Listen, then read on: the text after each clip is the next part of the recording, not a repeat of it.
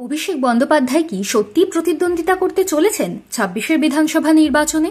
Diamond হারবারের সাংসদ যদি বাংলার মসনদ দখলের লড়াইয়ে সত্যিই মাঠে নামেন, তাহলে কোন বিধানসভা আসন থেকে প্রার্থী হবেন?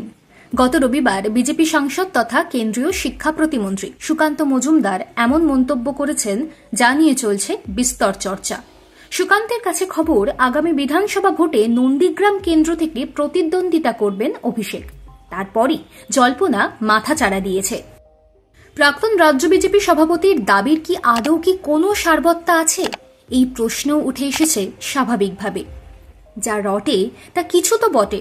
এই তত্ত্বে বিশ্বাস করে কান পাতলে যা শোনা যাচ্ছে, তাতে সুকান্তর দাবি একেবারেই উড়িয়ে দেওয়ার নয়।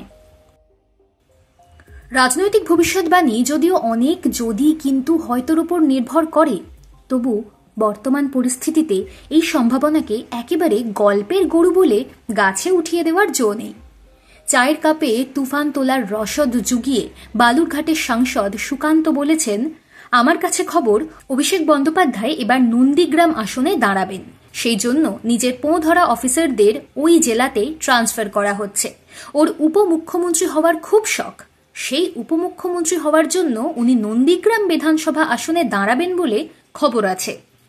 বিজেপি নেতা সুকান্ত যে তত্ত্ব পেশ করছেন, তাতে কি তথ্য আছে? এখনই জল আর দুধ আলাদা করা না গেলেও মমতা বন্দ্যোপাধ্যায় শুভেন্দু অধিকারীদের পথে হেঁটে অভিষেকও সাংসদ পদের মায়া ত্যাগ করে বিধানসভায় লড়তে পারেন। সেই জল্পনায় কিন্তু জল হাওয়া দেওয়ার কারণ আছে যথেষ্টই। সুকান্তর মন্তব্যের প্রতিক্রিয়া দিতে গিয়ে সোমবার আবার অভিষেক বন্দ্যোপাধ্যায় বলেছেন, দল চাইলে নন্দীগ্রামে দাঁড়াবো, চাইলে দার্জিলিংয়ে দাঁড়াবো। এক্ষেত্রে দলের সিদ্ধান্তই চূড়ান্ত। আমি দলের আনুগত সৈনিক। যে দায়িত্ব দল দেবে সেটাই পালন করব।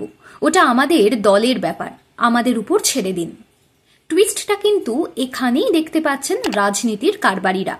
অর্থাৎ নন্দীগ্রাম থেকে ভোটে লড়ার সম্ভাবনা নস্যাৎ করেননি অভিষেক, বরং বল ঠেলে দিয়েছেন দলের কোর্টে।